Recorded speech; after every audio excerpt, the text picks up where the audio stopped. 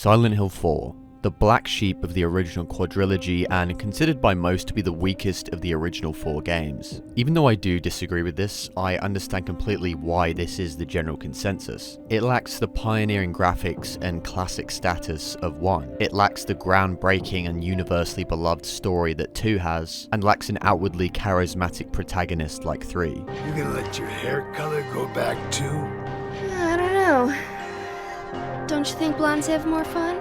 It can also be a fairly frustrating and occasionally obtuse game that has its fair share of issues. The sound design, for example, is shockingly bad. Despite having one of the greatest soundtracks of all time, everything outside of the music is either mediocre or downright atrocious. It was genuinely so bad that it was really the first time I ever acknowledged sound design consciously and went to myself, oh, this sounds bad. That's how badly it stuck out. Take this hospital monster, for example. The design is pretty cool with its Picasso-esque face and tall stature, but I want you to imagine what this creature sounds like. Okay, got it in your head? Well, you're wrong, it sounds like this.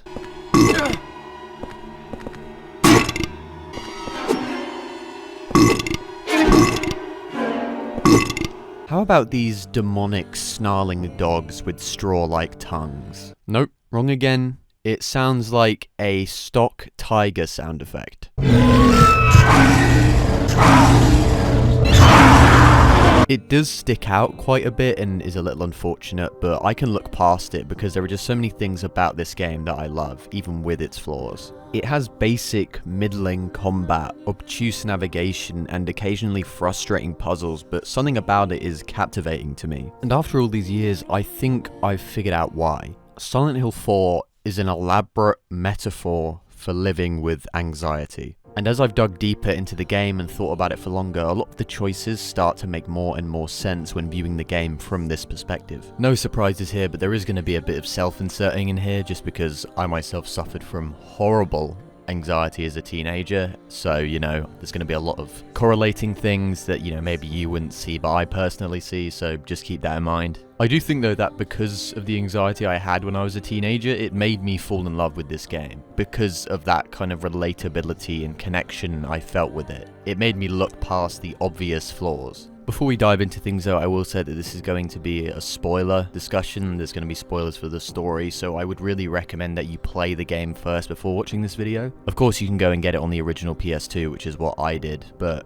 there's also a PC port on GOG, so you can go and play that there. To start off though, the gameplay, as previously mentioned, has had a fairly mixed response from fans overall. It isn't a complete disaster, like sometimes landing a hit can feel decent and it's saved by the story, atmosphere and music, but it can still be a chore at times, and although the original 3 have simpler combat, it ends up feeling way better to actually engage in than in 4. It being a little bit finicky and janky though does kind of play into the horror aspect. When you're desperately trying to connect a hit on one enemy, then suddenly see a ghost phase through a wall, it's genuinely the most panic-inducing stuff the Silent Hill franchise has ever done. If I'm being honest, Silent Hill 4 is probably the scariest Silent Hill game tied with the original. The ghosts and the twins contribute to that almost entirely though. Nothing will replicate how terrifying it can be to open a door and suddenly just hear progressively louder footsteps heading towards you.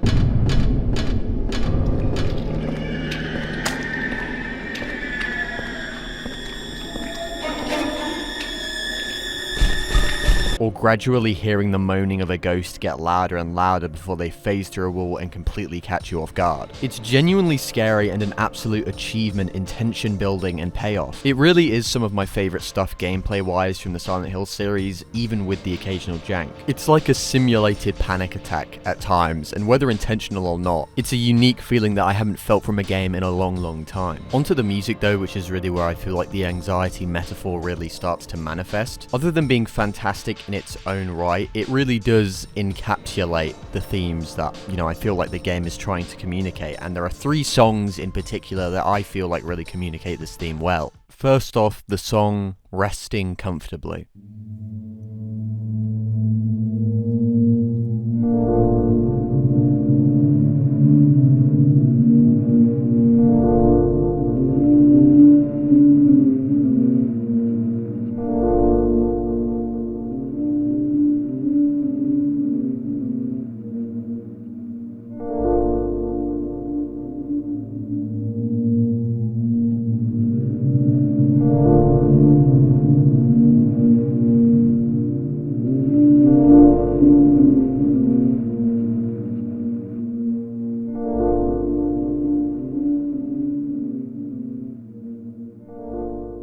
Resting Comfortably sounds exactly like you'd expect it to. It's this soothing, humming track that just feels like coming home after a bad day. It also fits into the anxiety theme fairly well, as for me, when I was anxious, I would constantly chase the feeling of familiar comforts, which is what the song represents perfectly in my opinion. That feeling can honestly be addicting when you're anxious because you never want it to go away. You just want to be wrapped in a warm blanket that masks all the troubles and worries of the outside world, regardless of how it affects your social life. I know for me personally, outside of going to school, I would never leave the house or even my room some days because I was craving that feeling. But in all honesty, that feeling is fleeting and will in time begin to fade away. Now, don't get me wrong, it can act as a great motivator to get through something anxiety-inducing because you see it as like, oh, I get to go back to that feeling. But when it isn't rationed properly, it can consume your life and suck you out of reality. And the way the song is almost kind of addicting in its simplicity and soothing nature is a really genius reflection of that feeling, whether intentional or not. For the total opposite feeling though, I present the track titled The Suicidal Clock Chime.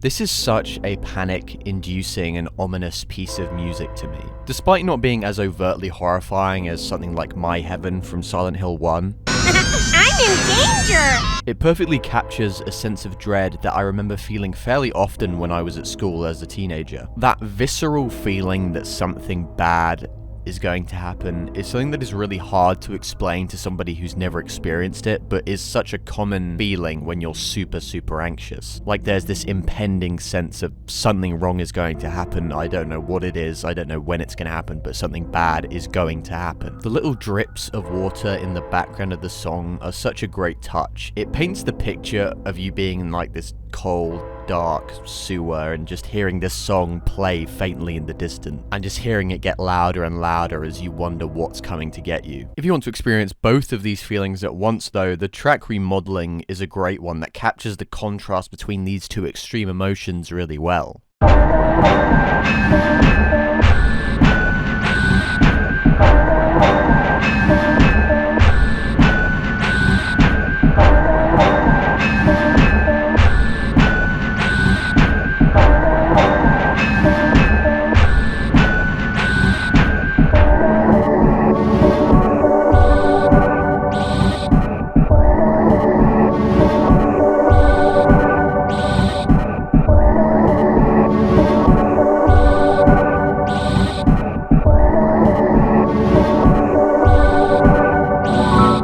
Other than being an absolute banger, this song reminds me a lot of trying to go to sleep when you're anxious about something and kind of your mind racing with thoughts. The way it jumps from the gradually building, aggressive, heavy industrial beat to the soothing moments of bliss is masterful. It just reminds me so much of nights lying in bed trying to think of something peaceful so that you can sleep, and then these anxiety-inducing thoughts just creeping their way in without you even thinking of them. The OST overall just has so many tracks like this, and even independent from the game, it's just a masterful collection of songs and music, and I would really recommend you listen to it. If you don't think you'll be able to play the game, at the very least you could check out the OST because it really is that good. Onto the locations though, and unlike other aspects of the game, the locations are a bit harder to fit into the anxiety metaphor. And this is because the locations in Silent Hill 4 are very clearly a reflection of the experiences of Walter Sullivan, the main antagonist and narrative lead. For example, Walter and Eileen Galvin first met when he was in a subway station and was homeless, with her giving Walter her doll in order to comfort him, one of the few times in his life when he was treated with kindness. He also had his final confrontation with Cynthia in a subway station when he admitted that he had been watching her for years, causing Cynthia to lash out and tell Walter to leave her alone for good. So it makes sense as to why a subway would appear in his version of Silent Hill, because there's a lot of history there. The forest area represents his traumatic childhood spent primarily at the isolated Wish House, an orphanage secretly ran by a cult which abused the children living there. The water prison was a real-world location in Toluca Lake and was operated by the cult, and where Walter as well as other misbehaving cult members were tortured and punished, with Walter being tortured by a man called Andrew DeSalvio, who we actually end up meeting throughout the game. The under-construction buildings and sidewalks of the building world represents Walter's years after leaving the cult when he was a homeless drifter surviving on the streets of Ashfield. During this time he would also attempt to break into the South Ashfield Heights apartment building, and he was often thrown out by a man named Richard Braintree, who we also end up meeting during this portion of the game. The corrupted South Ashfield Heights demonstrates Walter's warped perception when it comes to his own birth, with him believing that the building itself gave birth to him and that room 302, the room where he was found as a baby, was the womb of this living organism. The pulsating, gory viscera on the walls also seems to imply that he really did think the building was an actual living, breathing thing. And St. Jerome's Hospital, which we see in the hospital world, is where Walter was taken after being found by Frank in the apartment building, and where he stayed before ultimately being taken to the Wish House orphanage. Each location is clearly a part of Walter's life and experiences, but I also think they can fit into the anxiety metaphor as well. The subway represents the anxiety surrounding not only missing your train or being late, but also being in confined spaces with other people. The forest represents that primitive fear of being in a dark woodland exposed to the elements. The water prison is so many things, but just to name a few: the fear of being watched, the fear of large bodies of water, and the fear of doing something wrong and being sent to prison, and so many others. The building world and the Ashfield City area could represent just the fear and anxiety of living in an urban environment, but I think a general fear of being out on the streets at night also plays into it. A hospital is pretty self-explanatory in terms of the kinds of fears and anxieties it could dwell up, but the apartment building is a little harder to kind of define. It could represent a wide number of anxieties and fears, but to me the apartment building turning demonic represents how, even though you may see staying at home as the solution to your problems, in reality it will cause just as much harm to you as anything else. Now that I think about it, I think the hauntings that can happen in Henry's room also represent this, since you'd expect the safe room in a survival horror game to be perfectly safe and nobody's going to come in and attack you, but the hauntings subvert this expectation, and I think to fit it into the anxiety metaphor, you expect just going home and just staying there will be the solution to your problems, but in reality it's just going to cause you more harm in the long term. A bit of a stretch, I know, but you know, it kind of fits. This whole little segment was borderline headcanon and not entirely what the creators meant when including and designing these locations, but to me, even before encountering any enemies, these places made me feel nervous in a way other horror games don't, and I think it was because of those correlations my mind made. Whether or not interpreting the locations this way was intentional or not, I still think it adds a new layer to these locations on top of the story reason for their inclusions, so no harm, no foul. I think the biggest giveaway though that this game represents the experience of living with anxiety is the lead protagonist, Henry. Henry Townsend is the protagonist of the game and who we experience the events of the game through, so you would really expect him to be the narrative centerpiece of the entire story, but that really isn't the case. This has led to a lot of people evaluating Henry as one of the lesser Silent Hill protagonists, but I really couldn't disagree with this opinion more. Henry, at least in my opinion, is the personification of anxiety as a condition and represents it perfectly in my opinion. As a lot of people have pointed out, Henry really feels disconnected from the events of the game, and the reason for that is because that's how someone with anxiety would act and feel. Henry is someone who is seemingly fairly important to Walter in ways we don't fully understand, with Walter even talking to Henry in a calm manner and giving him his most prized possession. But even with those interactions, Henry still feels separate from Walter in a way the other characters don't, despite being the literal playable character. Even during the final confrontation with Walter, Henry isn't really that much more expressive than he was at the beginning of the game. And yes, you could chalk this up to just bad directing and performances, but this series has way too much care put into it for something like this to be unintentional. Even his interactions with other characters, to me at least, are so obviously intentionally awkward. What's your name?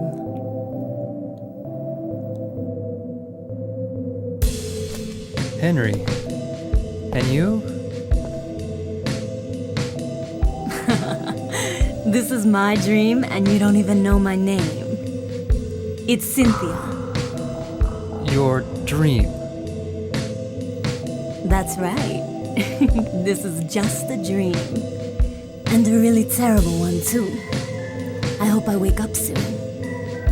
So you think this is a dream, huh? Well, if it's not a dream, what is it?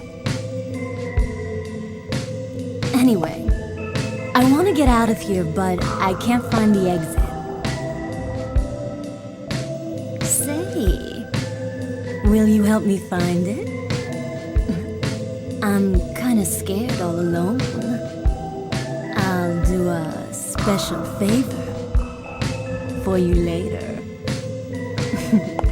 It's just a dream, so I might as well have some fun.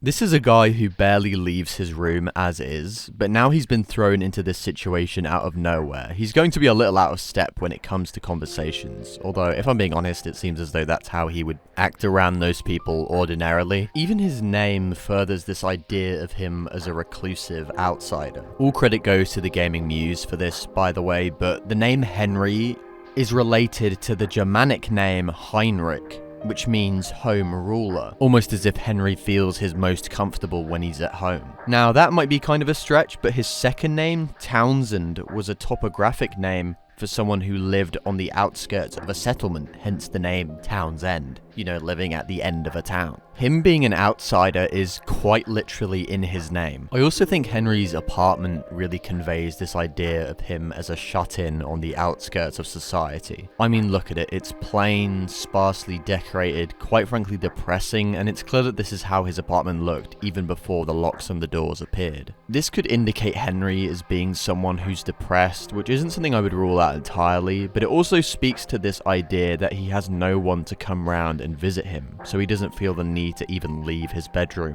which is also much more densely populated with objects and decorations than the rest of the apartment. Even then though, the closet is almost completely empty, almost as if he doesn't feel the need to buy any new clothes because nobody is going to see him and he isn't going to go anywhere. When I had bad anxiety as a teenager, I honestly felt the same way. Why bother buying new clothes when I'll never look good in anything I wear? And when going out to buy clothes is such a nerve-wracking experience. Why bother trying to make my room look presentable or tidy when no one is coming to see me? It's a horribly depressive cycle to get into, and I think a lot of lonely people end up getting into it. And it's my opinion that Henry is in this cycle and has been for a while. The fact that Henry also lives in the center of a super busy and populated city also just adds to this feeling. It would be one thing to be reclusive in a sleepy rural village, but when Henry's personality and lifestyle is framed alongside a bustling city just outside his window, it really masterfully demonstrates this disconnect. Hell, even when he discovers that he's been locked in his apartment, he isn't even that worried or fearful, since in many ways, locks have always been on that door, and it's just they were ones he created in his mind.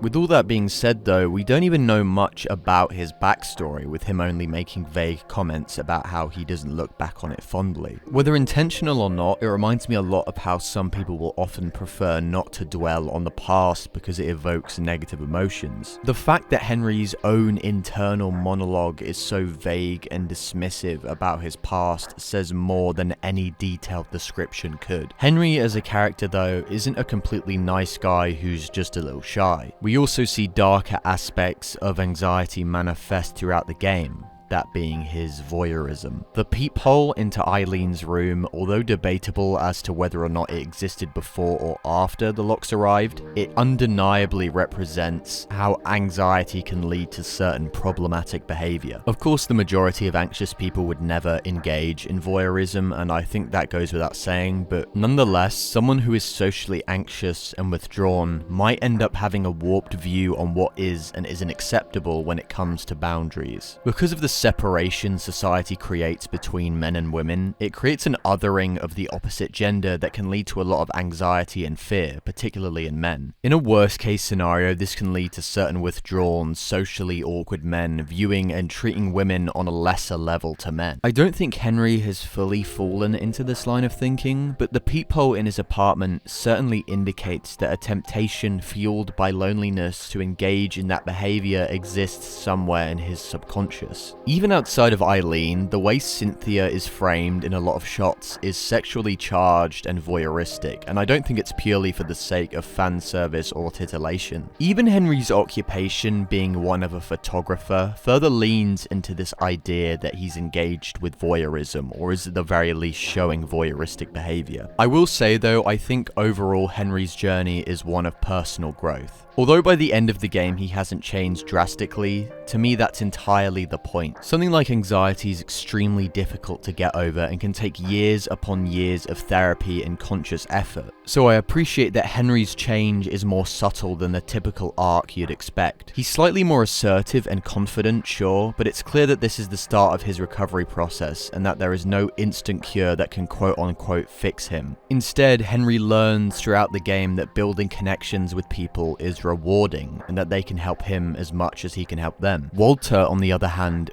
was the complete opposite of this. Walter went through immense struggles and abuse throughout his entire life and is clearly someone who is a social outcast and somebody who doesn't understand humans. But unlike Henry, who eventually learns to help people through, the help of Eileen and the people he meets along the way, years of abuse and trauma have turned Walter into somebody who is purely fueled by hatred. And I mean, it's perfectly understandable considering everything he went through when you learn about his backstory. One last thing about Henry though, which I find interesting, I see Henry in a very similar way to the way I see James from Silent Hill 2. James, in my opinion, is the personification of depression itself, and how when left to fester it can cause harm to yourself and others. Henry is similar, but rather than having acted on his dark thoughts, he is at the tipping point, and the events of the game are a moral test of sorts to see if he's capable of changing and not falling into the same trappings that caused Walter Sullivan to commit the murders. Speaking of similarities to Silent Hill 2, it's pretty apparent that 4 sees itself as a successor to 2 in many ways. If you've played a few Silent Hill games at this point, you'll probably notice how the way that Silent Hill works can vary from game to game. For example, Silent Hill 1 and Silent Hill 3 depict the other world as this orange and red hellish hellscape,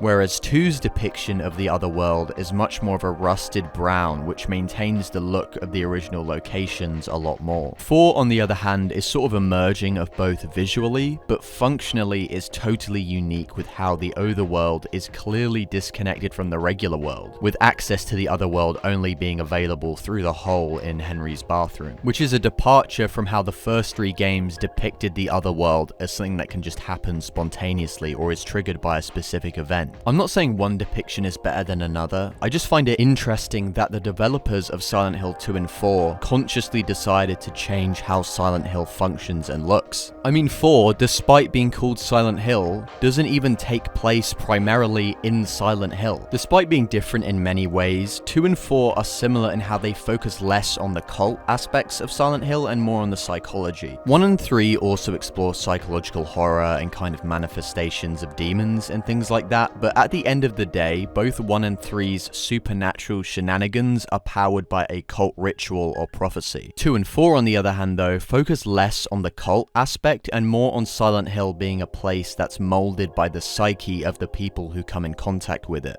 The only reason any of the events of 2 or 4 happen is because of their narrative leads, James and Walter. If anyone else was given the position of the narrative lead, then Silent Hill would adjust to fit that person's own experiences and traumas. And like I said, that kind of stuff is in 1 and 3, but it's just not as prominent. You could argue that 4 does involve traditional Silent Hill cult stuff, which is true to some extent, but that's because Walter was raised by a cult, so of course that would play into his version of Silent Hill. At the end of the day though, Walter isn't attempting to fulfill a prophecy based on the orders of a larger cult, but instead chooses his own prophecy molded by his own experiences and his brushes with cults in the past, and there's something so interesting about that. A man raised by a cult and abused by them, who eventually broke away and formed his own interpretations of their belief system, is such a unique idea. And that's why Walter, at least to me, is the best villain in the entire series, and maybe one of the best villains in all of survival horror. And he all stemmed from a single newspaper clipping in Silent Hill 2.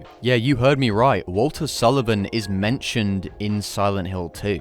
When I found out about this, I was so surprised, and although I doubt they had his entire backstory planned out by that point, it's still so fascinating that 4 would expand on such a minor aspect of 2 in a way that completely stands out on its own. 4 kind of has its own version of a crossover character, with the fact that the father of James Sunderland appears in Silent Hill 4. Frank Sunderland's inclusion is definitely interesting. The only hint we get at James Sunderland at all is an ineligible photograph and Henry saying how Frank mentioned that his son went missing a few years back. A part of me finds it odd that Frank Sunderland is even in the game, considering that the fact he's a Sunderland never plays into the narrative whatsoever. Like, if he was just called Frank and you took away his surname, it would affect nothing about the story. If you wanted to view it cynically, you could say that the only reason he's a Sunderland is to get Silent Hill 2 fans to buy the game, but this interpretation is a little far-fetched in my opinion. Silent Hill 2 was popular and successful, sure, but it wasn't so popular that the inclusion of the dad of the main character of Silent Hill 2 would be a selling point to people. Something about him being a Sunderland has to be deliberate and play into the narrative somehow. It just isn't super clear to me. I do like Frank though, even though he isn't terribly important. Like,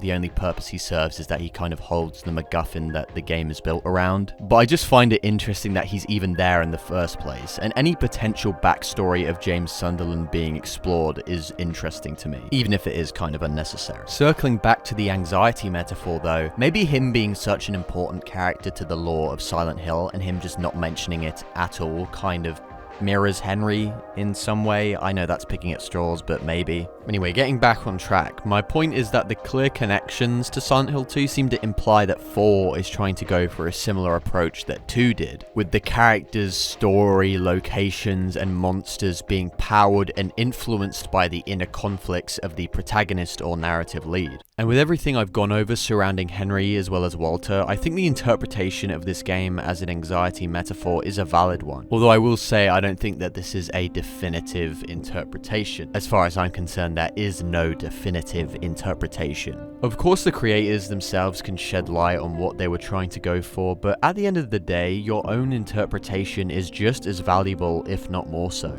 If you play this game and don't see an anxiety metaphor at all, but maybe see it more as a depression or schizophrenia metaphor or whatever it may be, then that is a perfectly valid interpretation. I myself don't just view this game as purely an anxiety metaphor. There are clearly other elements coming in with OCD and schizophrenia, and abuse is a really big one as well. Regardless of what it is, if your interpretation of a piece of media brings you a sense of comfort, relatability, or just pure entertainment value, then it's a valid interpretation. That's what's so wonderful about more abstract contemplative art like the Silent Hill games. It can mean 1,000 different things to 1,000 different people, and this video was simply one person's interpretation. I would highly encourage you all to share your own interpretations in the comments below. I genuinely enjoy reading people's theories on Silent Hill and what they think things represent, so feel free to do so. In conclusion, this game has a lot of issues in terms of actually playing it, but it has so many great moments of horror, it has so many great story elements, it has so much great music that it really does need to be experienced. And it can be frustrating and you might want to think, oh, I'm just going to drop this entirely, but there is always something that is keeping you motivated. I noticed that when I was playing, there was always something where I was like, oh, but I want to see this location, I just want to see where the story goes. With all that being said though, I'm Christian Cryers, and thanks for watching.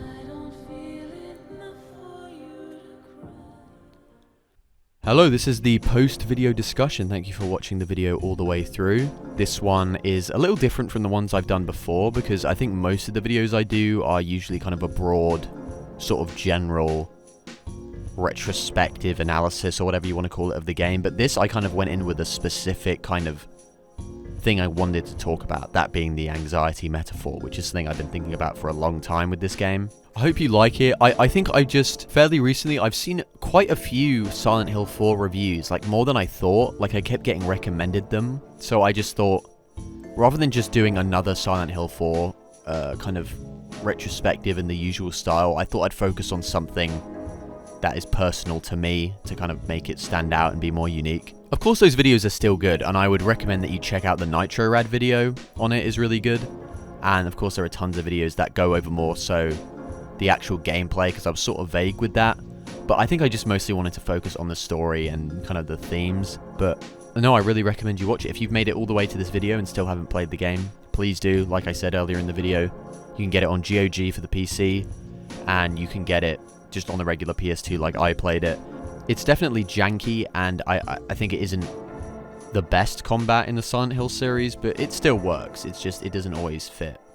And yeah, there are frustrating puzzles, but I feel like there's always, in every survival horror game, there's at least one bullshit puzzle, but there's a few of them here, but it's fine, honestly. And, you know, don't feel bad about looking up a walkthrough. God knows I had to at certain points, but I just really enjoyed it. I loved going back and forth from the apartment, or peeping through the doorway I didn't talk about, but like how creepy it is you peep through the doorway kind of adds to the voyeurism aspects too. I just loved all of that, and I just really enjoyed replaying it through again, and more so than I did the first time I played it. I think I enjoyed it even more the second time round. So yeah, thank you so much for watching.